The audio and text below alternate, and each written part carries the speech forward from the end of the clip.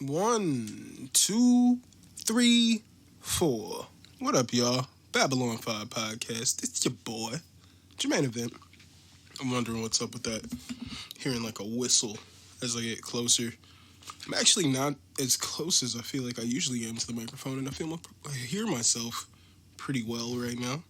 How are you guys doing? It's your boy, Jermaine Event. This is Babylon 5 podcast, episode 47. Sorry about that. I thought I got all my coughing out of it. It's not COVID. It's smoke-induced coughing. And I thought I got all my coughs out before we started this. Because I like to come in here a little smoky. I like to come in here a little loose, ladies and gentlemen. Not necessarily a little loose, but definitely a little fucking smoky, if you know what I'm saying. A little dry-aged, if you will. I'm dry-aged. That's my comedy, ladies and gentlemen. It's pretty dry. This is episode 47, Babylon 5 podcast. We're going to call this Beer Pong Legend. I mean, that's a working title. I say that from time to time. Sorry. I don't always use that title. Who knows? I mean, I wrote it in the notes, so maybe I'll remember it this time. It's not like sometimes I'm like, damn, I said in the episode, like I'll listen back to the episode and I'll say, maybe I'll call the episode blah, blah, blah. And then I put the episode out and I name it when I upload it to Podbean. I name it then and I completely forget whatever the fuck I said while recording here. So I wrote it down, Beer Pong Legend. That's what we're going to call it. Hopefully that can go on YouTube. Because, as I said before, titles like Heroin Addicted Whites was not uploaded to YouTube, unfortunately. Shout out to YouTube. I don't know what's going on with YouTube, but alright, shout out to YouTube. We'll talk about that in a little bit. We'll talk about that later, actually. We'll talk about that later. Go ahead and give you guys social medias. Or just whatever. If you guys want to follow the podcast on Instagram or Twitter, it's at Babylon5Pod. You can follow my personal accounts at My Name's Jermaine. You can email the podcast at Babylon5podcast@gmail.com. Sorry, I said at before that. That's a little pet peeve for myself. Like I do the first two ats at Babylon5Pod. At Babylon 5 Pod, at My Name's Jermaine. It feels like I have to cough. So it's like at Pat, it's just like I'm trying to get that little phlegm or whatever it feels like that little piece right there. I'm trying to just trying to talk through it without coughing, but it's fucking me up. Anywho, it's not phlegm. I don't know what the fuck it is. I was smoking. So you had Actually, I was smoking, as I said to you guys before, it's that Delta 8 shit. And that shit just makes you cough like a motherfucker. My wife, she said out loud, oh shit, I'm gonna get popcorn lung. And I'm like, fuck, you made it real. Like I was thinking it, because this shit makes you cough hard. This shit makes you cough pretty hardcore. And she was like, oh, I'm gonna get popcorn lung. And I'm like, fuck, you said it out loud, now it's a real thing, we gotta quit this shit. But I still got a little bit left of the first two of Delta 8 that we bought. But that shit, as you hear, I'm still struggling. Maybe took two pulls off this little vape cartridge of Delta 8.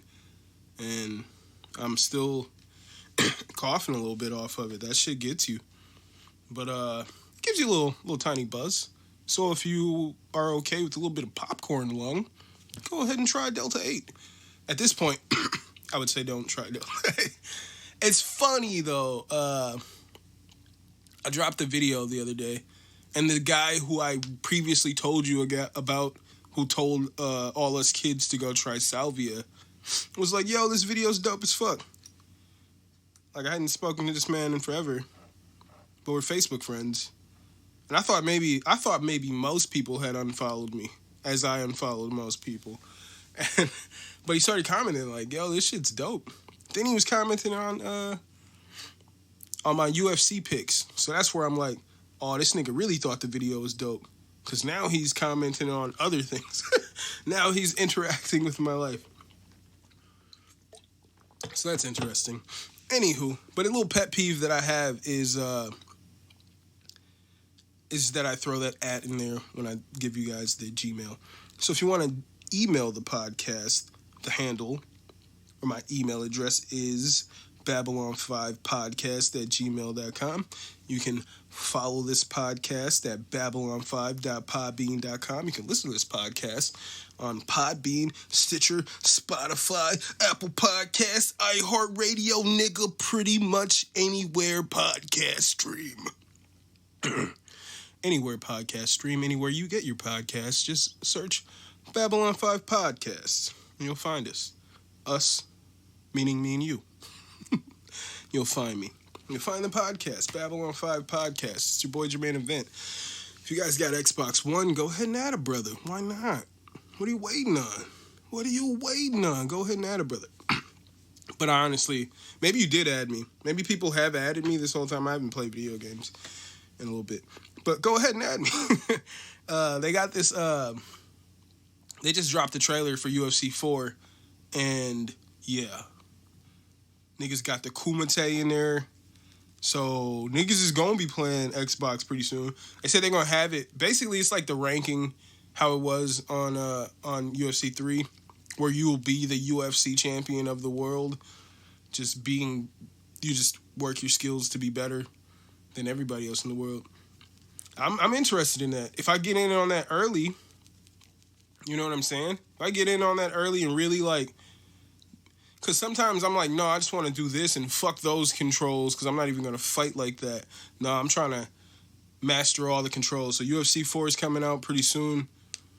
I don't know if I'm going to get it for Xbox One because, I mean, the new Xbox is coming out. So why would I get this fucking... But I don't know. I got to look into it and see if I'm pretty sure the UFC game would come out on the new systems. But if it's not, then I'll get it for Xbox One. But if it's coming out for X Series, then I'm just going to get an X Series. Get it for that. But, yeah, either way, add a brother because I'm going to be busting that ass in UFC 4. My gamer tag is SauceBoss414. If you want to watch me play with myself, you can go to twitch.tv/Babylon5. If you niggas want to check out the merchandise, why not? Got some t-shirts, got some hoodies, got some socks, nigga.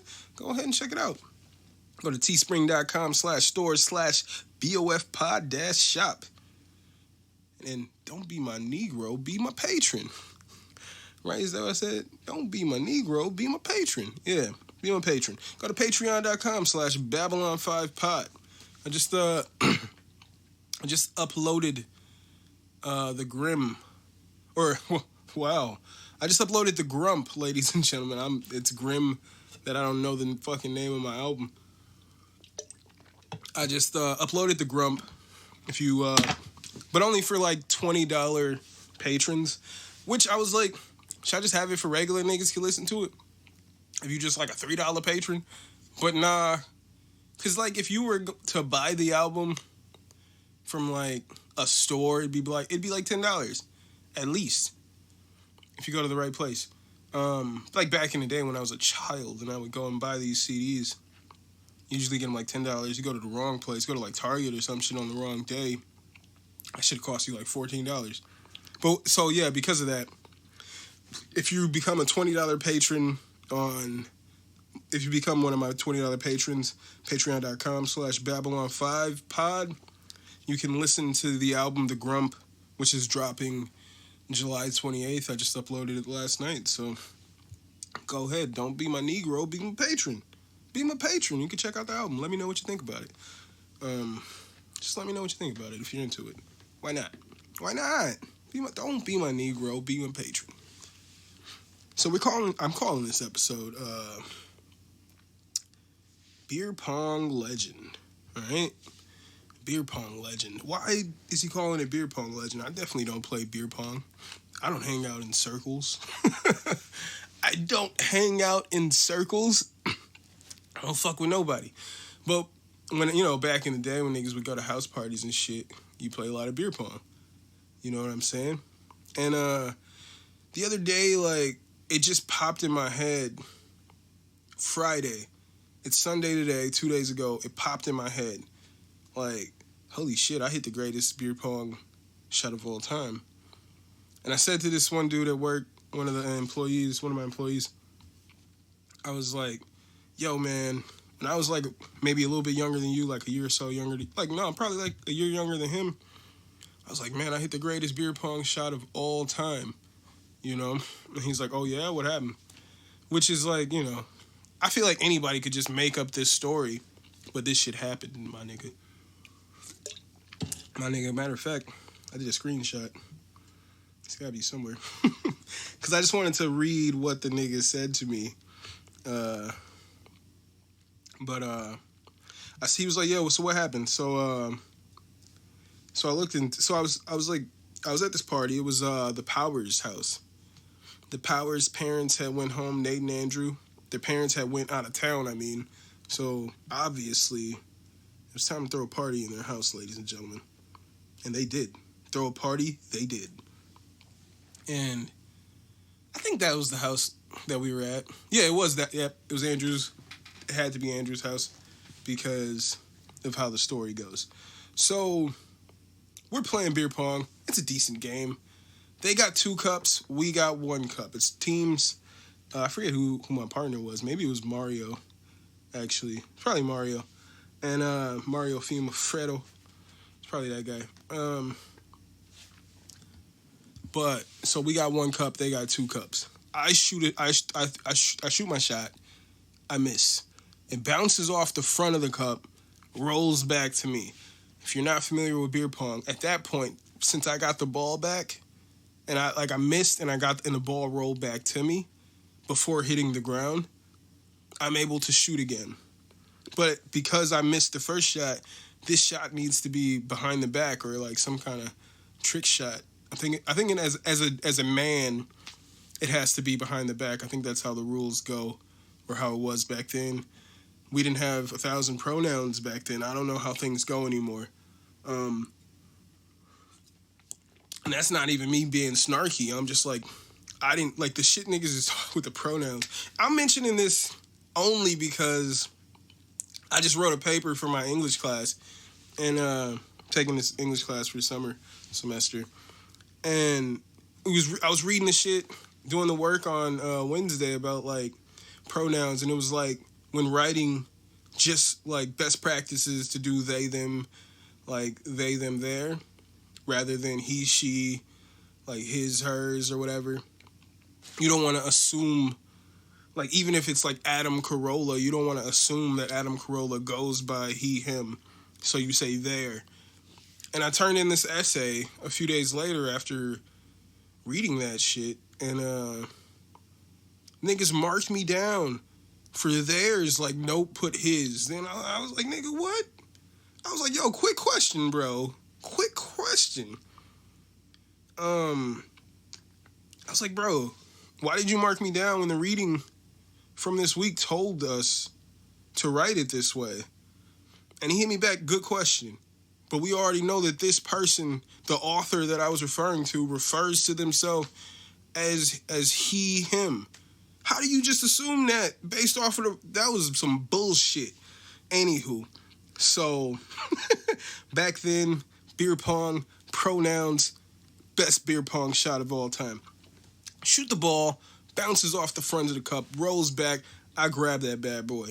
So that means I, as a man, can only shoot a behind the back shot. I think girls can like shoot with their less dominant hand, is how it was, how we played back in the day at least. So they got 2 cups. We got 1 cup. I go behind the back with my right hand very poorly, right? It bounces far to the left. Bing. Somehow bounces inward to the right slightly. Bing. That's 2 bounces, ladies and gentlemen. And from that second bounce, falls right into one of their cups. My nigga, if you hit it behind the back, that's 2 cups. If it bounces, that's 2 cups. Nigga, I had 2 bounces from a behind the back shot. Nigga, that's the greatest beer pong shot of all time. And I explained it to this young man. I'm like, dude, it's the greatest beer pong shot of all time. I saw this. I mean, I did this, like, and he's like, yeah, all right, blah, blah, blah. And then the next day, like, I fucking wake up, you know, and as everyone does, I awaken. You don't need to say that because that's how every day starts. I come alive in the morning. So then Saturday, the next day, I was on Facebook, and it was like on this day or whatever, they show you the shit that happened. And in 2009, ladies and gentlemen, 11 years ago, I posted a status, I am beer pong legend. I am beer pong legend. That's pretty dope. I know what I was doing there, because I am legend was probably hot back then. So I am beer pong legend. And then the first comment was my boy, and I posted it at 9:56, which tells me, you know, everything. Mario says, that was the hypest shot I've ever seen, dude. Wish we caught it on tape.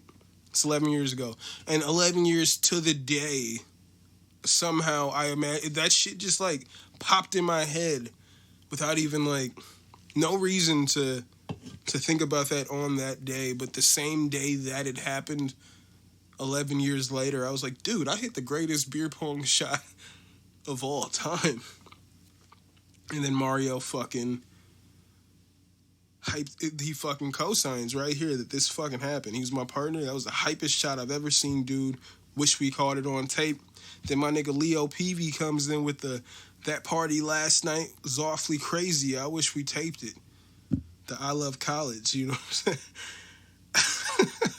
I was just like, damn, that's fucking crazy. Like, that I reminisced on that story randomly 11 years to the day after it happened. So we're going to call this episode Beer Pong Legend, because I am Beer Pong Legend. Should I call it I am Beer Pong? Nah. That was 11 years ago, my nigga. It won't connect. I mean, Will Smith is in the news right now. It's real popular right now.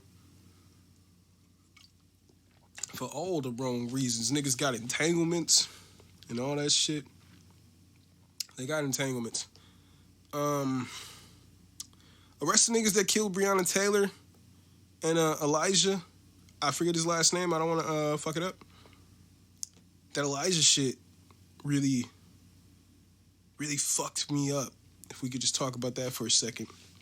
Talk about this young man who was just walking down the street listening to his headphones, and the police just like jumped on him, and he's saying to them like, yo, like he's just walking down the street listening to his music, dancing and shit. Like, that's me, nigga. You talking about like, oh, I'm an introvert, yada, yada, yada. Nigga, that's me. What am I saying to y'all? You'll never find me getting bored enough where I'm like, yo, I want to hang out with other people. It'll never happen. So that shit, I was like, dude, that could have been me any day. And I've told you guys, living on the east side, there was just so many occasions where the police would like fucking, like walking down Brady Street, they'd fucking drive up on the curb. Like, I'm just walking down the street and they drive up on the curb. I have to like jump out of the way. Like, man. And they just stare me down. Like, it's just like, what the fuck is going on? That shit's like terror. It's acts of terror. You know what I'm saying? That shit's crazy. So arrest these niggas. Arrest the motherfuckers that killed Elijah. Arrest the motherfuckers that killed Breonna Taylor. You know? Just want to say that real quick. So I just finished season 3 of Westworld. And if you've never seen Westworld, if you're interested in Westworld, and you don't want anything ruined, I'll fast forward past this shit. Maybe the next 10 minutes or so. Because we're going to talk about Westworld, ladies and gentlemen. Because this shit, season 3, fucking blew my mind, ladies and gentlemen. I didn't watch it, like, week to week as it came out. I waited so I could just, like, binge through it. Because that shit is, like, I don't know. To have to do that week to week, they're usually throwing so much at you that you're like, what the fuck? And then you're just sitting there like, I don't know. it would just annoy me to just like watch that show week to week. So I had to wait on it. Dude, I feel like I can't really talk about the third season. So I'm going to try to give you a real shitty synopsis of the entire series real quick. Why not? Why not? So Westworld.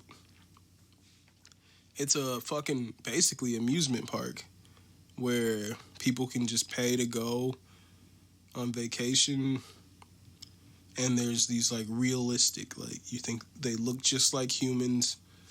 They got skin and all that yada yada. They talk to you. Basically, they run a script. You do whatever you want to these people. You know what I'm saying? Kill them, fucking have sex with them, like forcefully, if you will. You do whatever you want to these people, and it's just like you just live your life in the Western world. It's like the Wild Wild West is what it is, the West world. And so season 1, I remember just like watching it, and I was like, this is interesting, but I was like, I feel like it's going to get real good. So like, I was talking to my boy Nate, and I was like, yeah, if you didn't like Ozark, it's probably going to be a little dry for you. Because it's a slow build in the first season. So you got this character, Dolores. So with the robots, they're called hosts. And it's like they go to sleep, and then essentially, or just maybe not even they go to sleep. It's just like after a certain storyline or whatever is through with another fucking human being, like just like their memories were erased of whatever happened. You know, they're just fucking robots. For the people's fucking, whoever pays for it, have your fun with whatever, you know. That's just how that is. So you got the one host, Dolores, who I would say is the main character of the whole show. She starts to remember things, which is what the hosts never do. You know, they're robots, and the memories of everything that's happened just is gone. You know, but Dolores can remember things, and she has dreams, and she's starting to become self-aware. We got this one host, and yeah, she's working with this guy. I'm gonna skip. It's kind of a lot. So Dolores usually is with this guy Bernard, who works for the Westworld company, Delos, that runs the whole thing. It's called Delos, that runs the whole park. And Bernard works for Delos, and he works specifically with Dolores. He talks to her. He thinks that she is more advanced. He thinks there's something special about her. Which there is. I mean, just to jump around to what I learned in season 3, every host was very defective until they made Dolores. And then she was like the best host. So then every other host that's in the show was made after Dolores, because every other host failed. So that's jumping around in season 3. Season 1, they're just like, oh, I think, like Bernard's like, I just think there's something, like, there's more to her than just the host, blah, blah. You got Bernard, this black dude, who's just with Dolores, the white host or whatever. It's just the races don't matter, actually. Because when you fucking keep going in this, it's like, you could be anybody at any point. If it's crazy. But then you got this host, Maeve, who is also starting to become self-aware. And she does something where she, like, wakes up. So, like, let's say you do a scenario where you're in a saloon in the Wild West. Like, they could just set up these scenarios, and then there's, like, a shootout or some shit. And the host, at this point, can't hurt humans. They can't hurt real people. So you could just go in there and shoot everybody and just kill everybody. And then the people who work for the park will come in, take the robot bodies out, fix them back up to brand new, you know, erase their memory of everything that happened, and they just put them out, and they have the scripts or whatever. And they have it with this technology. They can have, like, how smart they are, how funny, like all these shit. And she somehow wakes up in the middle of that and like forces one of the dudes to fucking just raise up all her intelligence, raise everything all the way up to the max. And she just becomes very exceptional to the point where she can like control other fucking hosts. She can control the other hosts. Like she becomes more powerful. And the whole twist of the season 1 is like, so Dolores is with this younger guy, Will, and he thinks she's special, not just a regular host. And that's basically the whole season 1. But there's also this like old man in a black hat who's kind of like, she, as her memories coming back, like he would just like beat the shit out of her all the time, and like he's just a real evil man.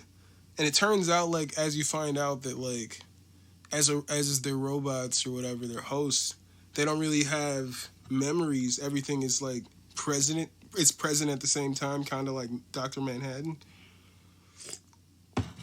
So the young guy that she was with, and he thought she was special and she was kind of falling in love with, was actually the old man who would like rape her and like kill her all the time, torment her. He actually ends up as the owner of the park. Like, in the memories that she has of this younger version of him, of Will, is it's like his first time. What you're seeing, there's like what you find out later on in the series. I mean, in the season 1, that there's just constant time skips. Like, so then it kind of comes like fold of what's the present and what's actually happened. So like all that moments of the younger Will were like in the past, and they show how like he comes back to the park for a second time, and he thought she was so special and like she could remember him, but when he comes back, like she clearly has no idea who he is, and she's just running that same script as when he first met her. So that changed his whole idea on it, and he went and bought the park, and then just, I guess, from that point on, would just like do evil things, just torment her, kill her dad, her robot dad, and all that shit. He would just fucking torment her and just do all kinds of shit. All because there was like an extra point to the game or whatever that he would think. So then you got Maeve, who has a daughter, and her whole thing, she's more aware, she becomes aware that she's a robot, but she still wants to, I think she wants to, at this point, escape Westworld with her daughter, with her known robot daughter. And the real twist of season 1 is when you find out that, I forget the guy who like that ran the park, because he gets murdered at the end of the first season. So this older white guy that ran the park, he gets killed by the host, because they switch it so that the host can kill humans at this point. They can harm humans. Before they couldn't. So that's why people would just run rampant at Westworld and do whatever they want to these hosts, because it wasn't in their code. Their weapons wouldn't work on human people. That's just like how it was. But they like switched it so that they could hurt humans. And so the owner gets killed. It's revealed that Bernard, the guy who works for the company, who thought Dolores was special, he actually... So throughout the season 1, they kept talking about the older white guy's partner that like disappeared, and Dolores is like, where is Arnold? Where did Arnold go? And it's revealed that Arnold actually died, but the guy who ran the park created a host in the image of Arnold, and that actually is who Bernard is. He actually is the host of the guy who ran the park's old business partner, who actually had Dolores kill him. In this whole other scenario, it was his whole plan to like have he wanted the host to become self-aware because he felt like the whole thing was too powerful. So Dolores becomes aware of everything. Maeve kind of wants to get out there. So then you go to season 2. All right, into season 1, robots come in, they start killing people. Season 2 is like, oh shit, the robots are fucking rampaging. They're trying to send like people in to like kill these robots, shut them down, do what they can to like stop this revolt of the robots. Because at this point, they've turned all the hosts like hostile, you know, and they're killing humans. And they're fucking powerful robots, so it's easy for them. So season 2 is them just trying to like get out of Westworld. These robots are trying to fucking figure out how to break out of there. And it was an okay season. You still had Will in there, and he was looking for like some maze or some shit. And I don't know, I didn't really care too much for season 2. It was alright. I think I want to go back and watch it after season 3, because season 3 was pretty dope. But so Dolores ultimately breaks out of Westworld. You introduce characters. Tessa Thompson is in here. I don't know her character. I forget her character's name, but she's introduced in here in season 2, and then is eventually killed and replaced by a host that in her image. You find out that a lot of the people you think are humans are actually hosts made in the image of the people that they once were. It's pretty wild. So you got Dolores that gets out, Maeve stays back, Arnold and Bernard, same person. They get out. Let's go to season 3. Season 3, you got Marshawn Lynch in there. Just randomly, he's not playing Marshawn Lynch. He's just playing a futuristic nigga who like hangs out with Aaron Paul's character, who's like another main character, who's like the main character of season 3. You got Tessa Thompson's host, who you find out actually that Dolores just made copies of herself and made him in the image of all this like Yakuza fucking mob boss. She made I guess she killed the mob boss and like made a fucking host of that guy. So he's running this like Asian gang. I'm just saying Yakuza, but it was like some Asian gang in the future that she made a host, and then made like the Tessa Thompson character host, who was like at that point running Delos, the Westworld company. And then she was just trying to free humans like the way she was trying to free the host from Westworld.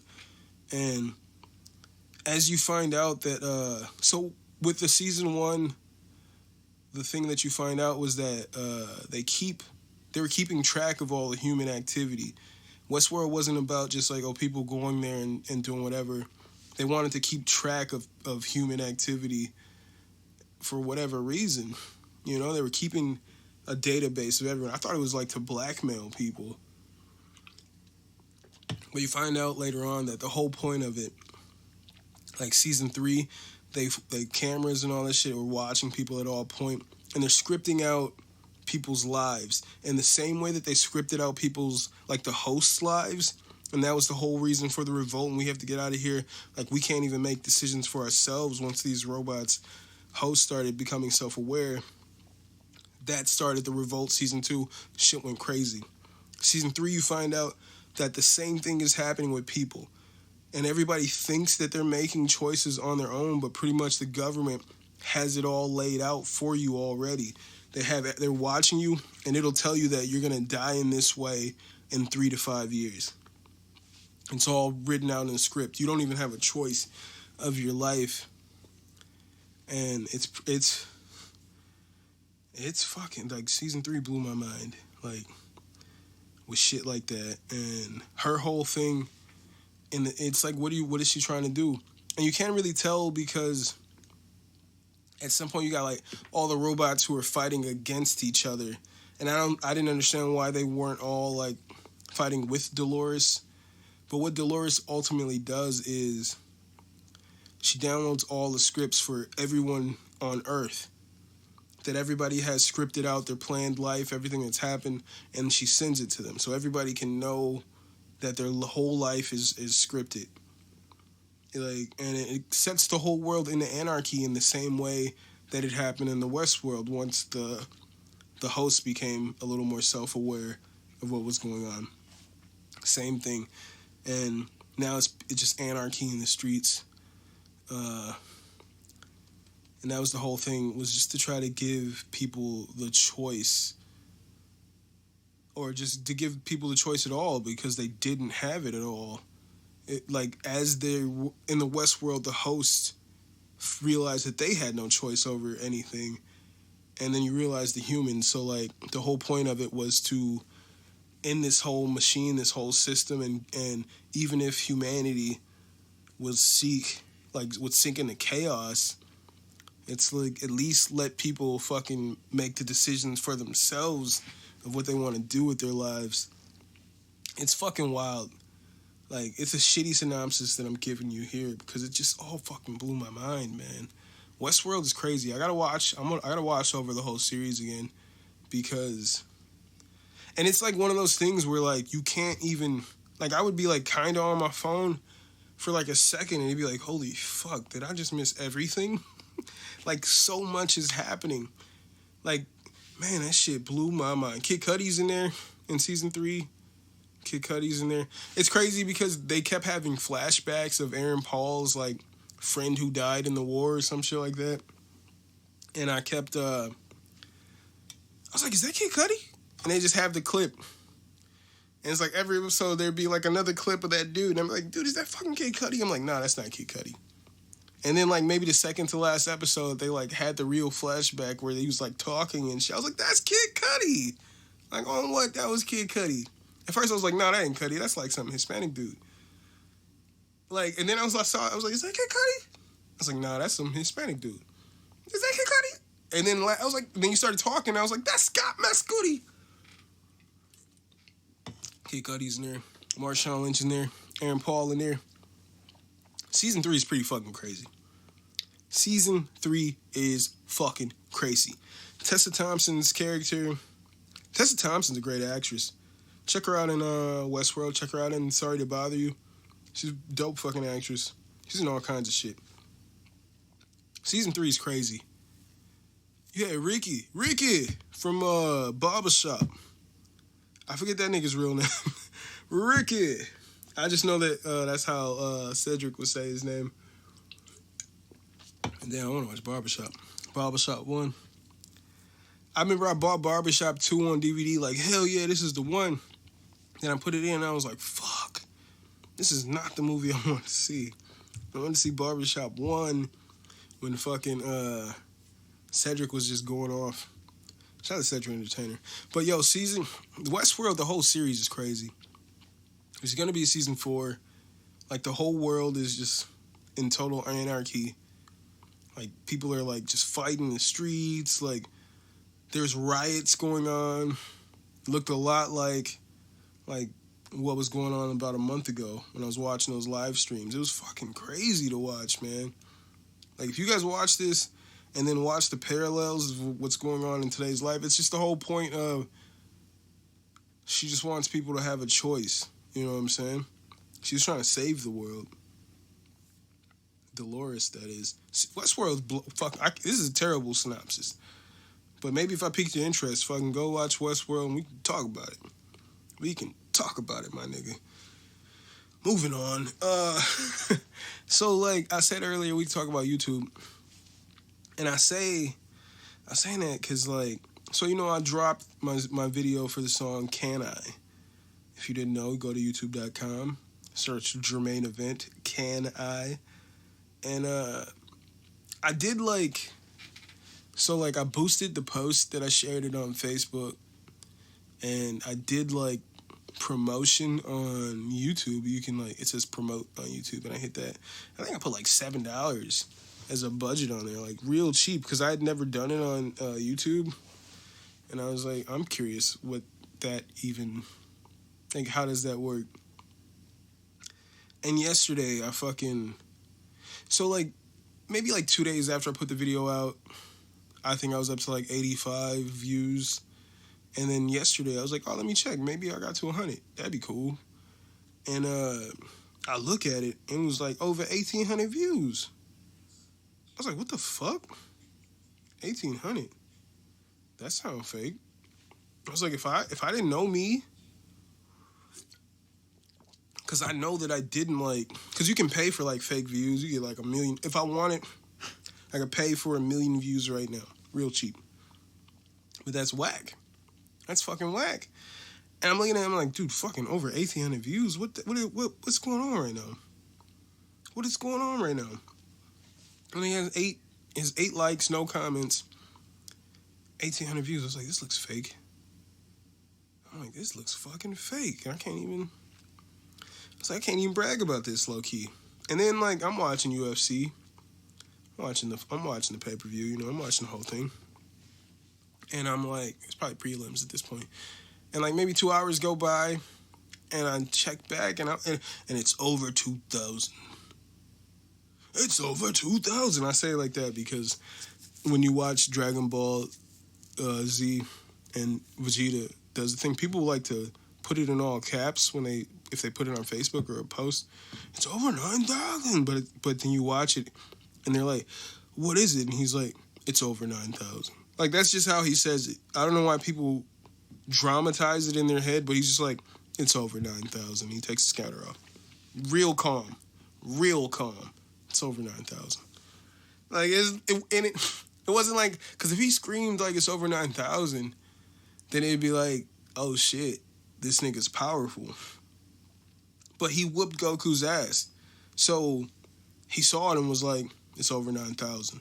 And took his scouter off. Because he wasn't worried. Like, you niggas dramatized that shit. But she ain't no punk ass bitch.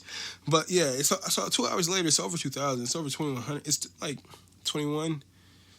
It's 2.1K is what it said last time I looked at it. And I was like, fuck. That shit look fake. Like, who are you people watching this and not liking it? And then, if you didn't like it, then I guess you wouldn't like it. There could be 2,000 niggas that liked it and didn't like it.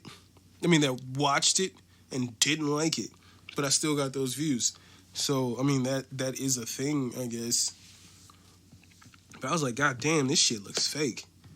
Like, I ain't pay for views, but this shit looks fake as shit. But shit. Maybe it's... I'm telling you right now, I didn't pay for that shit. So it's like, as far as I know, that shit's all organic. So first video out there right now, in a matter of 4 days, we're going over 2,000 views. So that's pretty hot. Talking to motherfuckers about trying to shoot another video this week here. I want to shoot a video for my song Feel Like No One. Hopefully I can get it out before, maybe like around the time that the album drops, like maybe hopefully before, if not like right after the album drops. I'd like to get the video for Feel Like No One out. I was talking to, so I posted on Facebook like, hey, can anybody suggest or recommend any videographers? And I hit up a few of the people there, and nobody got back to me except for Primetime Visuals. So hopefully I can work some shit out with them. And by work that out, I mean they film me and I pay them. And then they edit the video. So hopefully we can do that in this week. And get the video for Feel Like No One to you. Have the album coming to you in about 16 days. 15 days from when you're hearing this or when this drops. But yeah, hopefully I can get this video out for you guys, because I wanted, like, as I was working on the album, I always wanted that song to be the single, and then I was going to switch it up to Bread, and then when I hit up Sammer for the video, and he was like kind of uncomfortable with filming inside, which I was like, oh, then let's just do Can I? Because I feel like that's just a vibey ass song. So like, it's short, but it's vibey, and it's got over 2,000 views. So go ahead and check that out. Go ahead and check it out. But hopefully, Feel Like No One video is gonna come out. I wanted that to be the original single, but I went away from it just because of the restrictions of how we were going to do the video. But as I listen to the album, like, I listen to it quite often. I like it a lot. And Feel Like No One is just my shit. This song's so fire. I feel like it's probably the greatest song I ever made. So I just want to get that visual to you guys. I want to just film it right here in my home. I feel like this is the perfect place. My wife, like, set up the living room so perfectly where it makes, like, if I shot a video in there, I'd seem like, you know, a little cooler. She's got, like, the moon and all these stones and shit like that. Like, the shit would look cool on video, you know? And then you guys are going to see it. We're going to talk about it. But, yeah. Hopefully with primetime visuals, I'll get that to you pretty soon. So, yeah. So that's that. Let's move on to some fight talk. All right?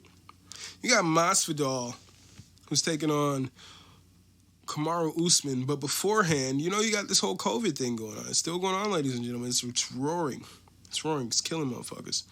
And you got Masvidal's head coach, Mike Brown. He tested positive, so he could not travel to Abu Dhabi, which I wrote that in my notes. So it's like, if Masvidal loses, it's a little bit more of he didn't have his head coach, who they say Mike Brown is probably like the best coach in the UFC or in MMA, is what I've heard. Like, a lot of people say. So, like, that was a big thing. So it was like, that could be an excuse if he loses. Apparently, pre-fight, Usman was talking about what he wants to do to Masvidal's butthole. Like, Masvidal was like, this guy's crossed the line more than anybody. Like, he's talking about what he wants to do to my butthole. I don't understand what he's going to do. Why he's talking about my butthole? And I'm like, you niggas, like, instantly reminded me. I don't know if I can legally play this, but I'm going to play it. This is the fight everybody's been waiting for. But when I get Andre in the ring, man, it's going to be cruel and quick. It's going to be like 1, 2, 1, 2, boom, and you out. Man, you, Claudius Lewis. I'm going to you right in the ass. Yeah, I'm going to bend you over and you right in the ass. Right. All right, you know what? Andre, he like to be trying to get into his opponent's heads by saying crazy stuff. He ain't going to get into my head. He ain't going to get into my head. No, I'm not going to get in your head. I'm going to get in your ass, just like I said. Right up in there, in that tiny little minuscule ass of yours. This is what's going to happen. I'm going to take you to a nice, high, fancy... Anywho. So, like, when I hear Usman talking, when I hear Kamaru or Masvidal, he's like, man, he's taking it further than anybody. He's talking about what he's going to do to my butthole. And, like, that clip popped from Key and Peele popped in my head. Like, Jesus Christ, dude. But I thought that was pretty funny. That was the lead up. Real quick, I want to mention Mike Perry got into an altercation at the bar in Texas.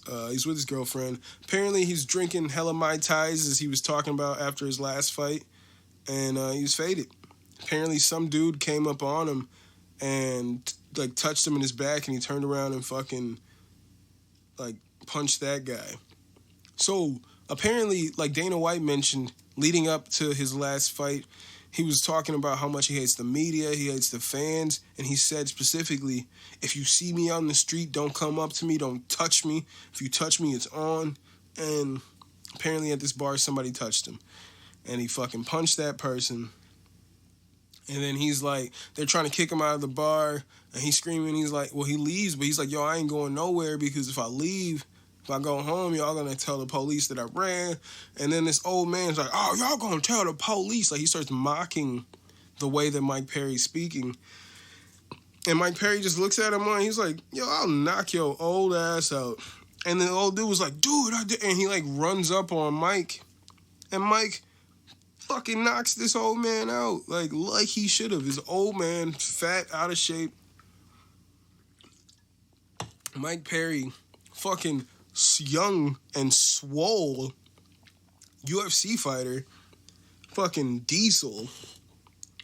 Last time we saw him, he was the best shape we've ever seen him, which was like a couple weeks ago. This fat old man just like rushed him and got fucking knocked out. And then Mike Perry was like Like, get off me, nigga, get off me, nigga. And every fucking media outlet was like, Mike Perry uses racial slur. Nigga, Mike Perry been saying nigga for years and nobody cared. Not that nobody cared, like, I cared. I started training jiu-jitsu. Fuck that nigga. Because he was like, I can say nigga because ain't nobody gonna do shit about it. He's a white dude saying how he can freely say nigga because ain't nobody gonna do shit about it. And Bobby Green a few weeks ago challenged him. It was like that. He Bobby Green fights at 155, but he said he wanted to move up to 170 to fight Mike Perry because Mike Perry just feels like it's okay for him to say nigga. Nobody, that got picked up by nobody. Nobody cared. Then a couple weeks later, Mike Perry says, back off me, nigga.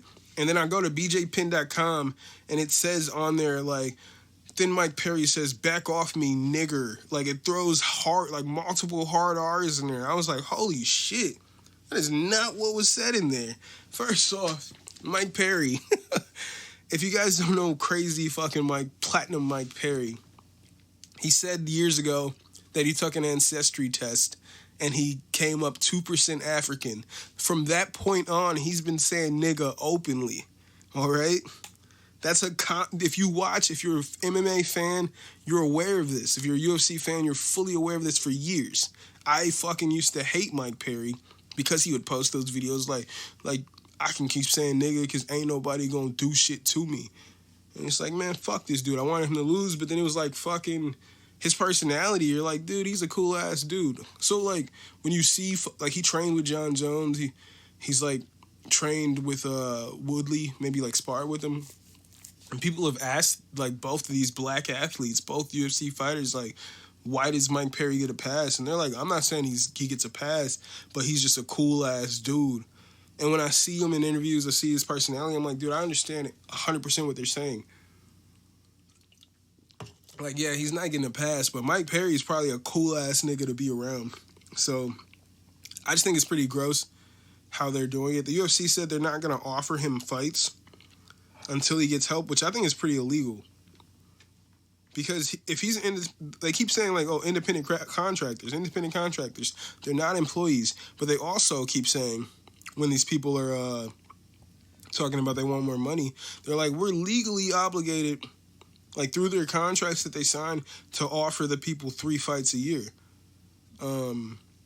Mike Perry's only fought 1 time this year. So you're saying to this independent contractor, unless he goes out there and sees a therapist, you're not going to follow the contract that you signed with him and offer him fights? That seems pretty illegal. So I don't see what's going on with that. That seems pretty illegal. But at the same time, I would like Mike Perry to get some help. Let's chill out. Can't be at the bar, just knock. They said he knocked out. They said he punched like 3 people, like 2 dudes and a woman.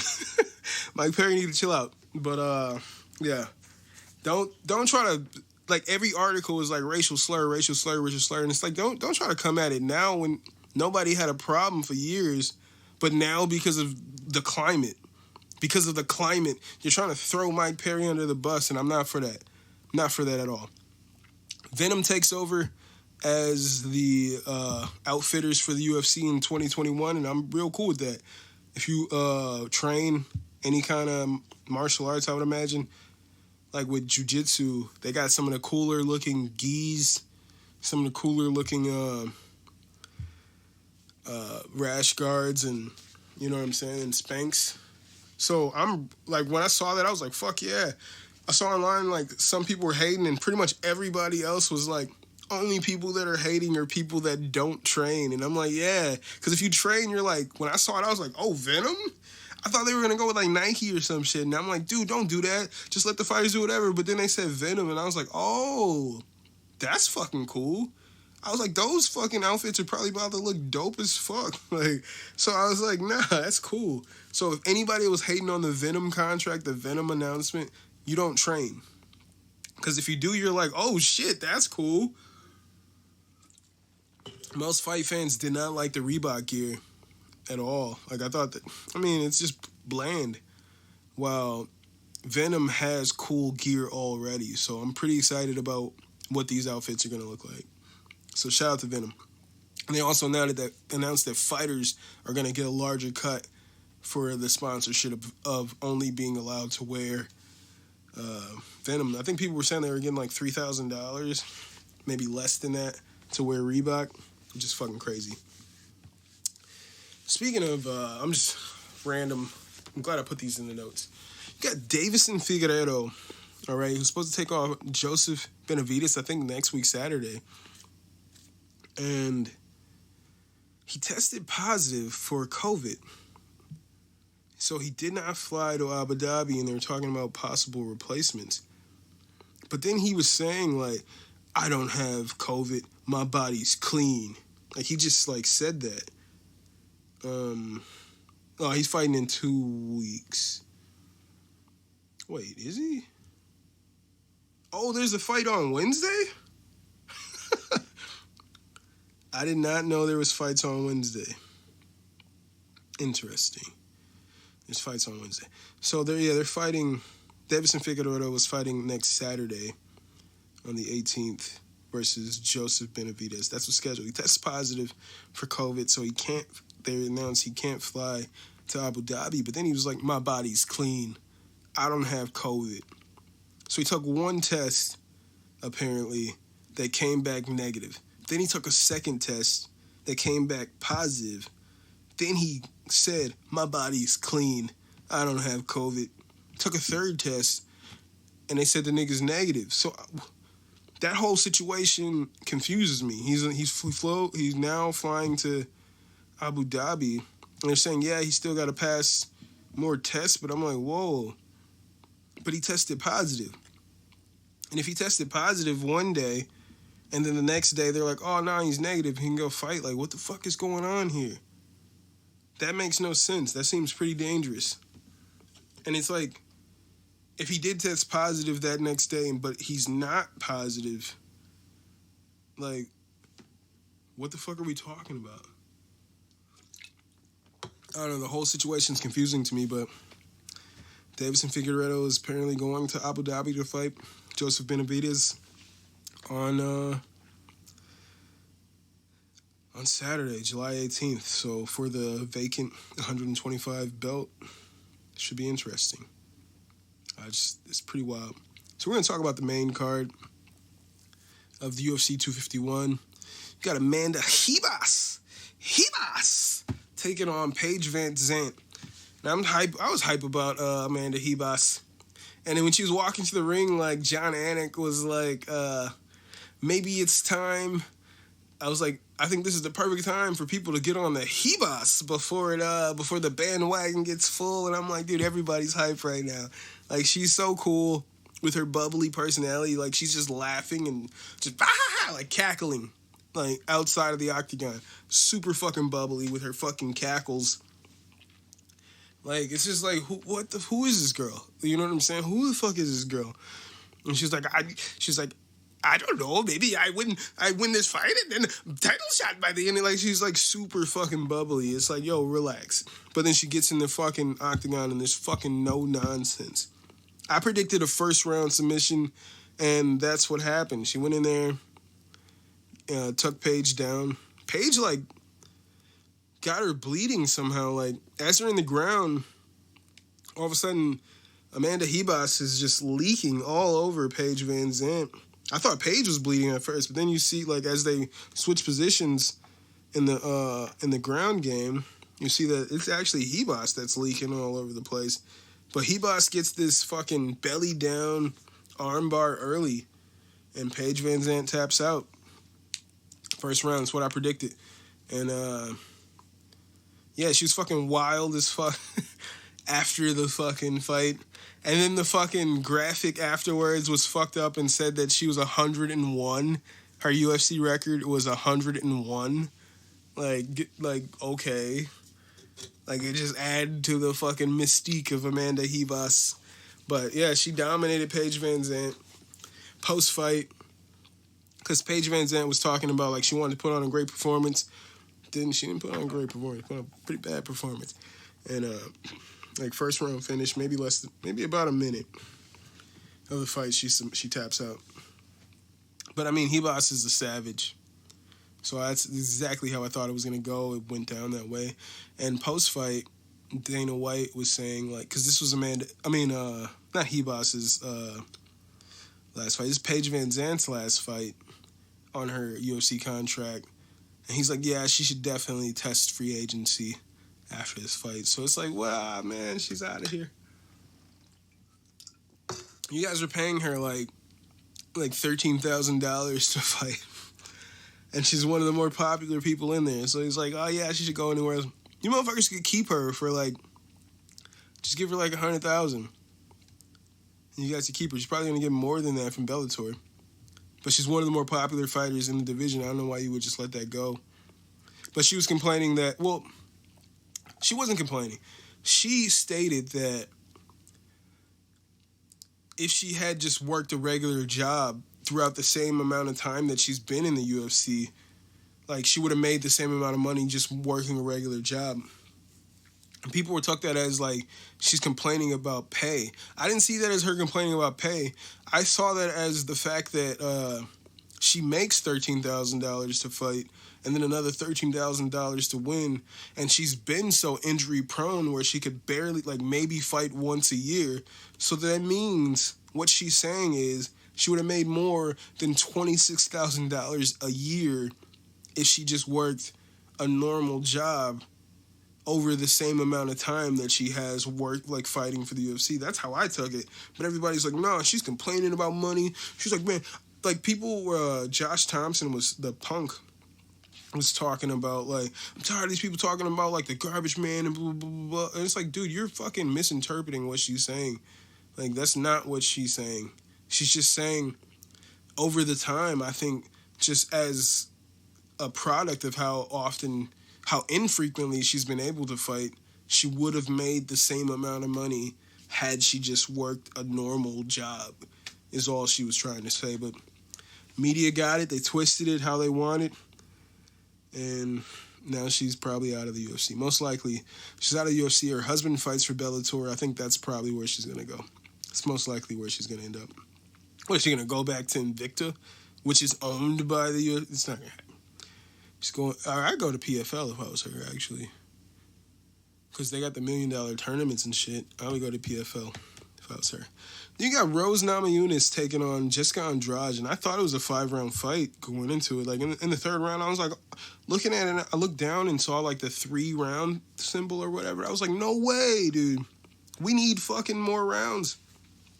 And I saw people, like, they kept posting about how great Rose's striking is. They're like, watching her is like watching art and blah, blah, blah. And I'm like, well, Andrade is landing heavy shots on Rose all through the first round. I gave the first round to Andrade. Andrade was doing these fucking, like, she kept moving.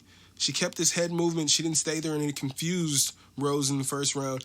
And also, she was landing heavy shots on Rose in the first round. So I gave the first round to Andrade. Second round, Rose started to, like, find her fucking flow. She was in her flow state in the second round. And it was still pretty back and forth, but I gave it to Rose. I felt like she was, like, doing more in the second round. In the third round, I felt like Rose was getting fucking touched up. She's leaking. Her nose is bleeding. She looked like the fucking Walking Dead out there. I'm watching this. I'm like, what the fuck, dude? She's about to get knocked out. She's gonna get knocked out. She's getting her ass fucking beat. Andrade, she gets a takedown. Like, she gets a takedown in the third.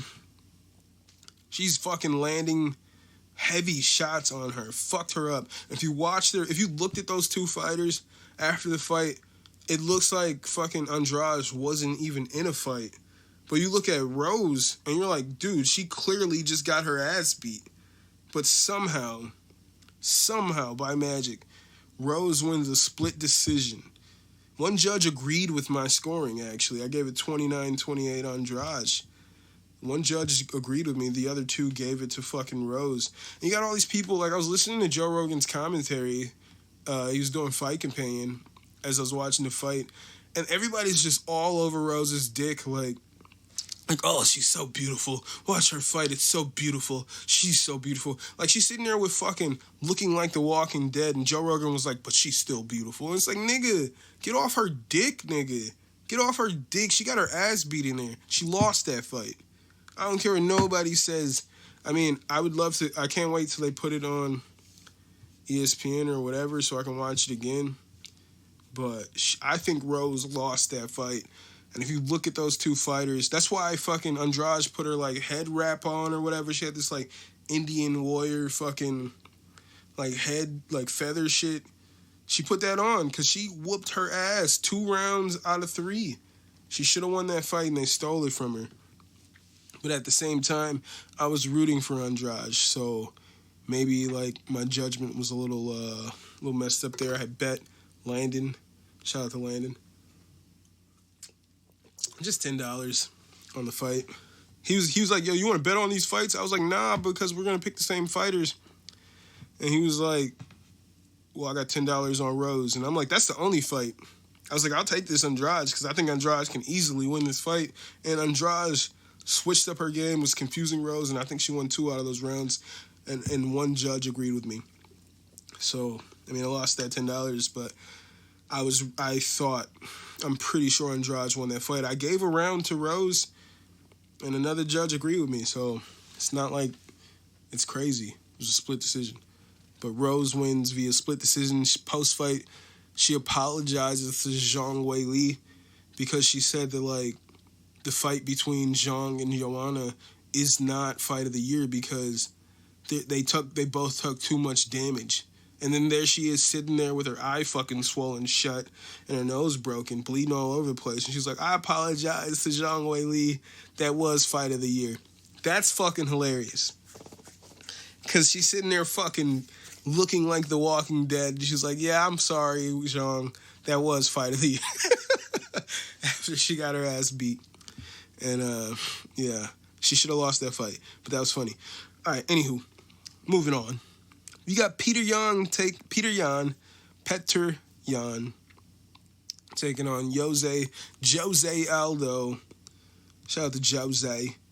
And Jose drops Aldo in the first round with a leg kick. Throws a leg kick, drops him. But I felt like Yan did more damage in the first. Like, Aldo's a little bit of a slow starter. Gave the first round to Yan. Yan was, like, landing on him. Aldo is, like, really attacking the legs in the second round and, like, fucking just, he's all over him. Aldo looks to take the momentum in the second, so I had it even 19-19.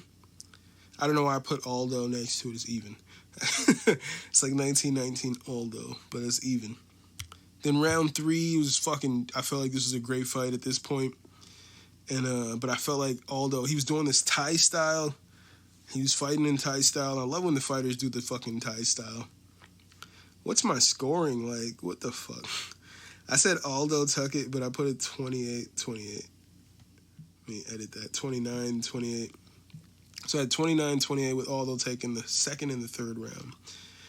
Then by the fourth round, like, Yan does this thing where he hops up and he just fucking shows you how fucking fresh he is coming into the round. And he seemed a lot fresher going in the fourth. And he's just, like, really landing on Aldo, just, like, he just puts it on him. And then, like, I felt like it could have been stopped in the fourth. Like, he was just all over Aldo. Aldo seemed pretty exhausted.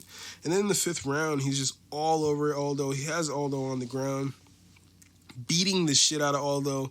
Aldo's just in a pool of his own blood. He's not defending himself. He's just there covering up. And it's like over a minute, the ref is just allowing Yan to just beat the shit out of Aldo, who's not trying to move, not trying to, like, get into a better position for himself. He's not trying to get out of there. He's just fucking on the ground covering up, not moving. It's to the point where Yan has just got, like, one hand on Aldo, and he's, like, moving around. Like, Aldo's not trying to get up. You know what I'm saying? And the ref is just letting Yan beat the shit out of Aldo. And I start screaming, dude, stop the fucking fight. And I'm listening to, I got Joe Rogan's commentary from the Fight Companion. And they're screaming, stop the fight. He and, like, Joey Diaz and this other comedian. And, like, then Bisping and all those guys are like, oh my God, this fight. It's just like over a minute of just watching Jose get fucking pounded on. He's punching this man in the face, punching him in the head, and he's just in a pool of his own blood. And it's like, why is the ref allowing this to happen? And fucking finally, they fucking ended it. New champion fucking Petr Yan, who hopefully is going to fight Aljamain Sterling next. But it was like you put Stink on what was otherwise a fantastic fight.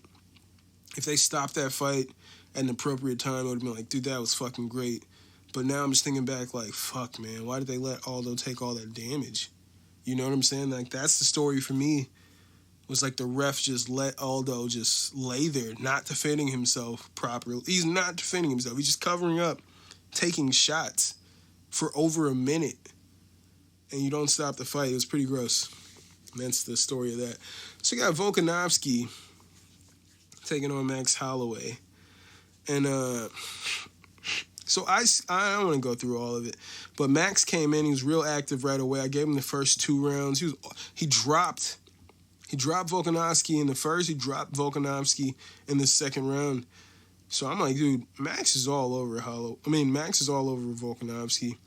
And I got to watch this fight again because, I guess I was a little intoxicated. The way I scored every round for Max. But when I was watching, like, other people, like, review it, I was watching the Weasel and all that. They were talking about, like, by the third, they were saying, like, Volkanovski definitely won the third. And, like, or it was, like, the third round was very close and that Volkanovski definitely won the fourth. And, like, maybe the fifth. So it was like, damn, I don't know. Maybe I need to go back and watch that fight. I remember watching it and feeling like Max was, like, really fucking landing heavy shots all over the fight. And, like, I don't know. Volkanovski won a split decision here. And, like, one judge gave it to Max, like I did. But then after the post-fight, Dana White was, like, he was talking shit about the judges. And he was like, it's terrible judging. He was like, I definitely didn't score it for Volkanovski. And he asked all the media, all the people there in the media, he's like, did anyone here score that fight for Volkanovski? And no one did. He's like, yeah, look at that. No one here thinks Volkanovski won that fight. So I thought Max won the fight. Dana White is here saying that, like, because the question was, normally you wouldn't book a third fight after the person won the first 2 fights. You wouldn't book a third fight. But based off of that outcome, like, pretty much the majority of the people feel like Max won that fight. So you would have cause to book a third fight only because everybody feels like Max won. But unfortunately, or maybe fortunately, I got to watch it back. I could be wrong here. I thought Max won. I was a little intoxicated, but they gave it to Volkanovski. Main event, you got Kamaru Usman taking on Jorge Masvidal, the MAGA guy. Usman gets an early takedown right away. Early takedown. Man, Masvidal he gets up with basically no damage, though. He gets a cut on his forehead. Like, they're in the clinch, like, early, and he gets cut on his forehead. It's like an accidental headbutt. And he gets a cut early. And I thought the round was pretty close, but I gave it to Usman. Most people were saying that Masvidal... A lot of people were saying Masvidal won that first round. One of the judges gave the first rounds to Masvidal. I gave it to Usman. I gave every single round to Usman. Usman had him up in the clinch against the cage, was using them Conor McGregor shoulder strikes. He was all over Masvidal. There's basically nothing Masvidal could do. Usman hit Masvidal with a low blow in the third, which, you know, when I saw Usman fight Colby, Masvidal just pretended that he got hit with a low blow, and I thought that was pretty gross. So I was hoping Masvidal would take the full 5 minutes here, but he didn't. It was, you know, whatever. Masvidal, in the fourth, he looked like going, like after the third round, going into the fourth, Masvidal looked defeated. He looked like he didn't want to be there anymore. Like, he was tired. He was done. He looked like he knew there was nothing he could do, and sure enough, he just couldn't get off the fence, really. He fought his way off the fence for a second, but then ended right back on the fence in the fourth. Like, it was just like Usman just kept Masvidal on the fence the entire fight, completely dominated. I gave him every single round. And, he won by unanimous decision. I was 10 for 13 on fight picks. I'm not going to go through all of them because, no one cares. There's a guy, Yuri. There was a guy, Yuri, on there that was pretty dope. There's a lot of good fighters on there. I'm going to go ahead and give you guys the social medias. Before I do that, what do I think these guys should fight next? I think Usman should fight Gilbert Burns if he can. I think he should fight Gilbert Burns. I don't think Usman took too much damage. I could see him fighting again this year. So, I think he should fight Gilbert Burns next if Gilbert Burns can fight. If not, Leon Edwards. I would like to see Masvidal fight. I'd like to see him fight Conor McGregor with the BMF title online. I'd like to see him fight Nate Diaz in a rematch with the BMF title online. I'd like to see him fight Leon Edwards too, because they got their history. So you go with lots of ways. I picked Masvidal in the main event solely because I just wanted something interesting happen. I want to just shake it up. I thought that'd be cool. Just 6 days notice, come in and fucking win the belt. He's the cover athlete along with Adesanya for UFC 4. I thought that'd be a cool story. The same day, because they announced the cover art, they dropped the trailer on Saturday, the same day as the pay-per-view. It's like, wouldn't that be fucking amazing? Like, they got the whole, fighting in the Kimbo Slice's backyard, mode in the game. And they're showing that, featuring Masvidal. And then to have it, that's where he started. And then on that same day they dropped that trailer, he won the belt. I was like, I'm running with that narrative. I'd like to see it happen. That's the only reason why I went with it. But I was 10 for 13. I was 10 out of 13, So, yeah. So this is episode 47, Beer Pong Legend. I'm going to go ahead and give you guys the social medias. You can follow this podcast at Babylon5Pod. You can follow my personal account at My Name's Jermaine. You can email this podcast, Babylon5podcast@gmail.com. You can listen to this podcast, or you can follow this podcast at Podbean at Babylon5.podbean.com. You can listen to this podcast on Podbean, Stitcher, Spotify, Apple Podcasts, iHeartRadio, nigga, pretty much anywhere podcast stream. If you guys got Xbox One, go ahead and add a brother. Why not? My gamer tag is SaucedBoss414. You can check out the merchandise at teespring.com/store/BOFpod-shop. You can watch me play with myself, if you will, at twitch.tv/Babylon5. I haven't played with myself in quite some time. I'm in school, as I was trying to tell you niggas. So, the semester is almost over. We got about, 2 weeks left. So, got a few more papers to write, and then it's almost over.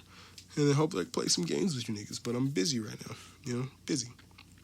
Don't be my Negro. Be my patron. Go to patreon.com/Babylon5Pod. If you guys be my $20 patrons, you can, listen to the album. So, listen to the album early. So, this is Babylon 5 Podcast, episode 47, Beer Pong Legend. Thank you guys so much for rocking with me. It's been, I had fun this episode. Hopefully you guys too. This is probably the longest episode I've ever done. But, yeah. All right. I'm up out of here. Everybody stay safe. Wear your mask. Don't hang out with anybody. Anyone. Stay distant from everyone. And we're going to get through this, hopefully. But, yeah. See you guys next week. It's episode 47, Babylon 5 Podcast. I'm your host, Jermaine Babbles. And I'll see you next week. Peace. Peace. Peace.